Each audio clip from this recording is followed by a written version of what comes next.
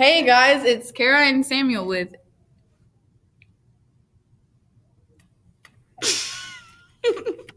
I was like with fun facts about geothermal. Hey guys, it's Kara and Sam here to talk to you about geothermal energy, a not so well-known renewable resource. Okay, so what is geothermal energy? Geothermal energy is the heat that is generated and stored within the earth. Now, this energy can be contained in rocks and fluids, like water, beneath the Earth's crust. And what happens is it will work its way up to the crust and where it can be tapped by humans. Now, looking at this cartoon on the right, this is simply an example of how heat from the Earth's core and some other areas of the Earth makes its way up towards the top, makes it way up to the surface. Now, this can be in a number of ways. It can just be natural heat under the ground. It can be in geysers or even just hot springs, as shown at the bottom right. All right, geothermal energy, why is it considered a renewable resource? Because it uses the Earth's interior heat, which is considered abundant, meaning it's not going to run out. Also, the water, once it's used, it's then cooled and put back into the reservoir, so it's being recycled constantly.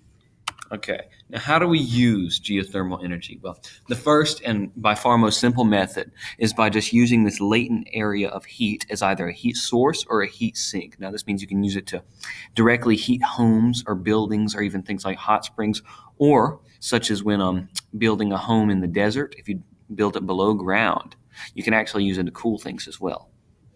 And the other would be converted to electricity. There are three types that can be found: dry steam, flash cycle, and binary cycle. Yeah, now dry steam geothermal energy, or our dry steam power plant, is the oldest form of geothermal power plant. Now, the main point about this is that you're just simply using this steam that you get underground to drive turbines. Now, what these turbines do is turn a generator, which in turn creates electricity. Again, very simple.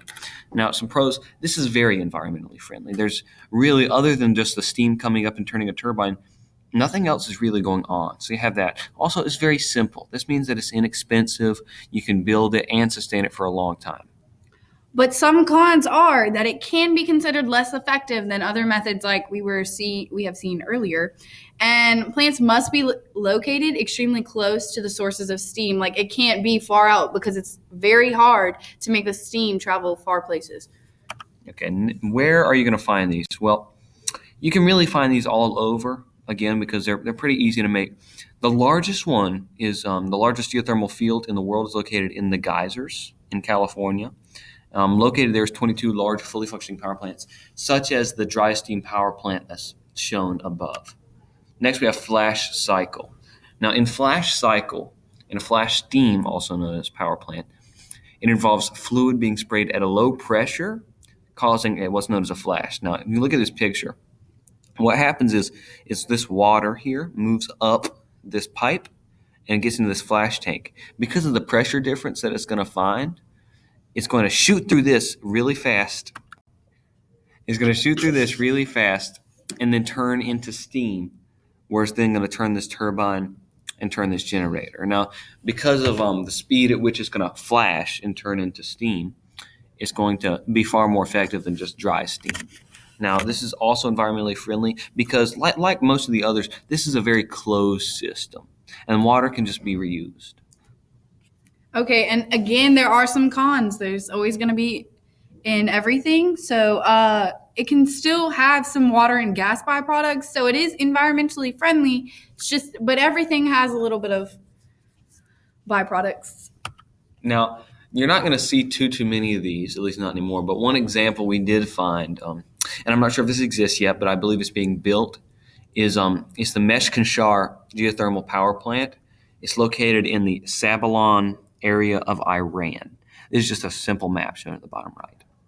Now, the last example of a geothermal power plant is a binary cycle power plant. Now, by far the most complicated, but also by far the most used type of power plant in terms of geothermal energy. This involves the use of a hot geothermal fluid and a secondary binary fluid. Looking at this picture once again, you have this hot fluid that comes up here and this cold fluid that's come down here. What happens is when they interact right here, when they mix, do this heat exchanger, it ups the pressure here exponentially, which means that when this shoots out as a vapor, as a steam, it turns this turbine with an incredible amount of force. Now, pros is, again, it's environmentally friendly, and the water can also be reused. Now, again, nothing can be perfect. So here we have some more cons. There are still some water and gas byproducts, and it is a little bit more expensive than previous types of geothermal power plants. Now, like we said, this is the most common, even while it's more expensive to build and maintain, it is the most common because it's the most effective. Now, just a few examples are the Sheena Hot Springs Geothermal Material Plant. This is located in California. The Ngatamariki Geothermal Power Plant, which is in New Zealand, that's shown down below. And there's the Soda Lake 1 and 2 geothermal facilities, which are located on Salt Lakes in Nevada.